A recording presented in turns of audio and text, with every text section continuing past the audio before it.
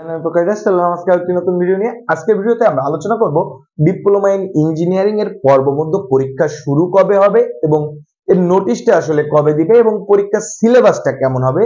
তার কারণ এখন বর্তমানে যে পরিবেশ পরিস্থিতি, সেই পরিবেশ পরিস্থিতির উপরে আসলে বিগত সেমিস্টারে যে সিলেবাস হতো সেরকম সিলেবাস হবে নাকি অন্য কোনো সিলেবাস হবে, এবং পরীক্ষার নম্বর কি ফাইনালে যোগ হবে, মানে এইবার যে পরীক্ষা হবে সেইটার নাম্বার ফাইনালে আসলে যোগ হবে কিনা, এই বিষয় নিয়ে আমি আসলে আমার অভিজ্ঞতা থেকে, যেহেতু এই সেক্টরে আমার বেশ কিছু অভিজ্ঞতা আছে, সেই অভিজ্ঞতা থেকে আপনাদের সামনে আলোচনা করার চেষ্টা করব। আপনি যদি আমার চ্যানেলে নতুন হয়ে থাকেন তাহলে অবশ্যই আমার চ্যানেলটি সাবস্ক্রাইব করে রাখবেন, তাহলে ডিপ্লোমা ইন ইঞ্জিনিয়ারিং এর সকল ক্লাস এবং আপডেট তথ্য সবার আগে পেয়ে যাবেন।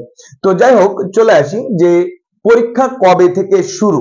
তো যদিও এটার আসলে সারা বাংলাদেশে সব কলেজে যে একই দিনে একই সময়ে পরীক্ষা হবে এরকম কোনো কিন্তু বাধ্যবাধকতা নেই, তবে দেখা যায় যে প্রায় সারা বাংলাদেশে সকল পলিটেকনিকে যে পরীক্ষা শুরু হয় সেটা এক সপ্তাহ আগপিছ হতে পারে অথবা 2-3 দিন আগপিছ হতে পারে। তো যেহেতু আপনাদের এই যে চলমান পরিস্থিতির কারণে আপনাদের বেশ কিছুদিন কিন্তু ল্যাক্স হয়ে গেছে, তো এই ল্যাক্সটা কতদিনের আগে সেই জিনিসটা যদি আপনারা খুঁজে বের করতে পারেন তাহলে দেখেন সবকিছু ক্লিয়ার হয়ে যাবে। যেমন মনে করেন আপনাদের ল্যাকিংসটা হয়েছিল গত মাসের 17 তারিখ থেকে, আমরা যদি গত মাসের 17 তারিখ থেকে এই মাসের 7 অথবা 8 তারিখ থেকে আপনার সকল স্কুল কলেজ কিন্তু খুলে দিয়েছে।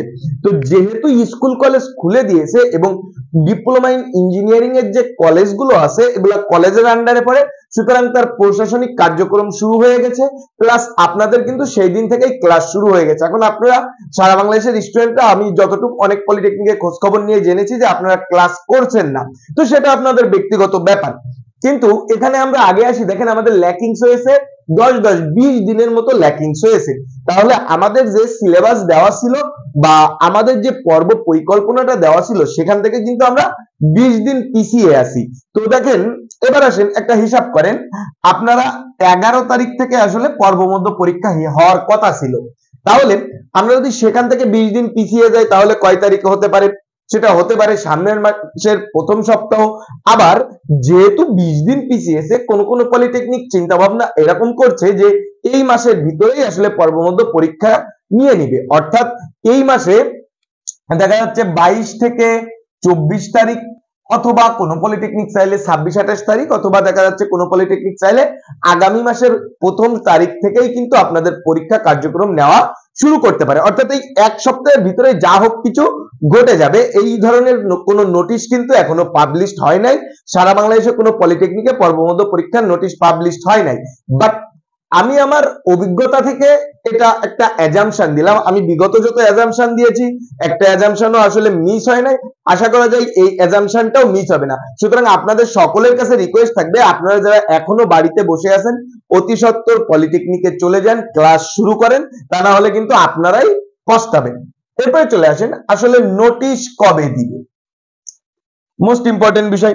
এখনো পরীক্ষা শুরু হয়ে যেতে চাচ্ছে অথচ নোটিশ দিল না। তো বিষয়টা হচ্ছে আমি যতটুকু ধারণা করছি যে সাধারণত এক সপ্তাহ আগে নোটিশ দেয়, তো যতটুকু ধারণা করছি হয়তোবা আগামী সপ্তাহের কার্য দিবসেই, মানে প্রথম অথবা দ্বিতীয় কার্য দিবসের ভিতরে নোটিশ পেয়ে যাবেন, অথবা দেখা যাচ্ছে কাল পরশুর ভিতরে নোটিশ পেয়ে গেলেও পেয়ে যেতে পারেন। তো আশা করি এই নোটিশ বিষয় নিয়ে আপনাদের আর কোনো অসুবিধা নেই। আমার অ্যাজাম্পশন অনুযায়ী আপনারা পড়াশোনা শুরু করে দিন, যদি পড়াশোনা না শুরু করেন আপনারাই কিন্তু পস্তাবেন।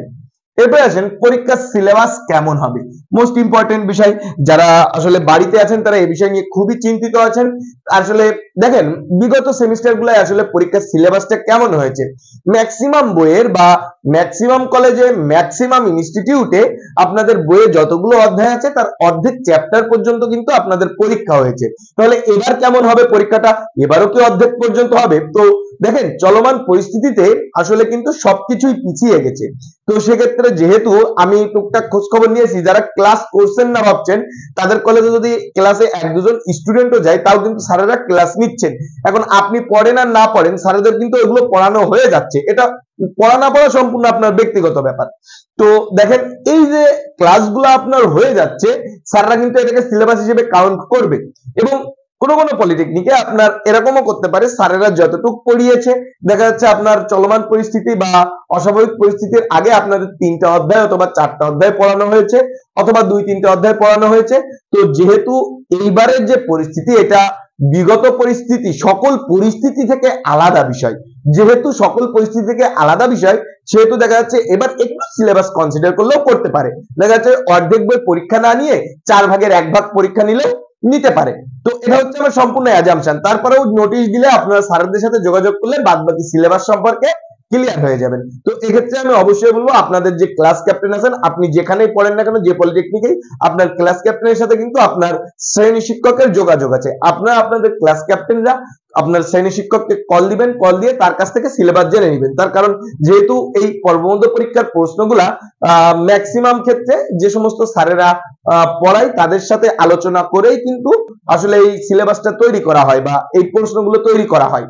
তো এটা হচ্ছে বিষয়। আশা করি সিলেবাস নিয়ে আর কারো কোনো প্রশ্ন নেই। এছাড়াও নতুন কোনো বিষয় যদি আপনারা মনে করেন যে আপনাদের জানার প্রয়োজন আছে সেক্ষেত্রে অবশ্যই আমাকে কমেন্টের মাধ্যমে জানাবেন, আমি চেষ্টা করব সে সমস্ত বিষয় নিয়ে নতুন ভিডিও তৈরি করার জন্য। এরপরে আসেন পরীক্ষার নম্বর কি ফাইনালে যোগ হবে কিনা।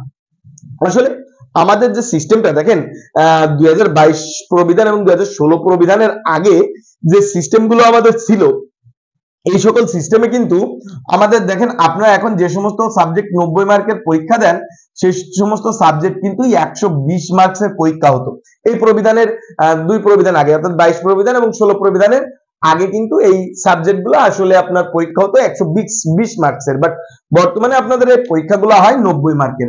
আর এই যে 30 মার্কস, এই 30 মার্কস আপনাদের কি করা হয়, এটা ক্রেডিট হিসেবে কোন কোন সাবজেক্টে আপনাদের দেখা যাচ্ছে 60 মার্কের পরীক্ষা হলে সেটাই হচ্ছে আপনার 20 মার্কসের পরীক্ষা হতে পারে। তো এই যে 30 মার্কটা কিন্তু আসলে আপনাদের পর্বমধ্য পরীক্ষার জন্য সিলেক্টেড থাকে। তো যেহেতু পর্বমধ্য পরীক্ষার জন্য সিলেক্টেড থাকে তাহলে এই নাম্বার তো অবশ্যই ফাইনালে যোগ হবে এবং হওয়ার কথাও। তো যেহেতু শ্রেণী শিক্ষকরা ক্লাস নিতে পারি নাই, তো এই বিষয়টা আসলে সম্পূর্ণটাই শ্রেণী শিক্ষকের উপরে ডিপেন্ড করে। তিনি চাইলে আপনি যা পেয়েছেন সেই নাম্বারটাও দিয়ে দিতে পারে, আবার যদি আপনাদের সিলেবাস শর্ট করে দেয় সেক্ষেত্রে তো কোনো কথাই নেই, আপনারা অবশ্যই ভালো নাম্বার পাবেন। আর না হলে হয়তো দেখা যাচ্ছে কোনো টিচার কনসিডার করলেও করতে পারেন। তাও পরীক্ষা কিন্তু পরীক্ষার নিয়মে হয়ে যাবে এবং উচিত প্রত্যেকটা, যদি সে শিক্ষক হয়, যদি সে যদি সে শিক্ষক হয় তার উচিত যে স্টুডেন্ট যে নাম্বার পেয়েছে তার সেই নাম্বারই দেওয়া। আর তা না হলে কিন্তু এখনই আপনাদের আওয়াজ তোলার সময়, কারণ যদি কোনো টিচার অবৈধভাবে নাম্বার দেয় তাদের বিরুদ্ধে অবশ্যই কিন্তু আপনাদের স্টেপ নেওয়ার সময়, কারণ হচ্ছে আমরা সাদাকে সাদা এবং কালোকে কালো বলার সময় কিন্তু এখনই। আপনারা আর এই ধরনের অন্যায় অত্যাচার কখনোই মেনে নেবেন না, সরাসরি আপনাদের বিভাগীয় প্রধানের কাছে নালিশ করবেন, তা না হলে আপনাদের যে কি বলবো যে অধ্যক্ষ আছে অধ্যক্ষর কাছে নালিশ করবেন এবং টিচারের নাম সহ নালিশ করবেন। তার মূল কারণ হচ্ছে কি, আপনারা আসছেন এখানে লেখাপড়া করতে, তো দেখা যাচ্ছে কোনো টিচার পড়ানোর জন্য তাকে 2 নাম্বার বেশি দিয়ে দিল আর আপনাকে পড়ানোর জন্য 2 নাম্বার কম দিল, আপনারা তাকে ছাড় দিবেন কেন? ছাড় দেওয়ার কোনো প্রশ্নই আসে না, কারণ এই সমস্ত শিক্ষক জাতির জন্য কলঙ্ক।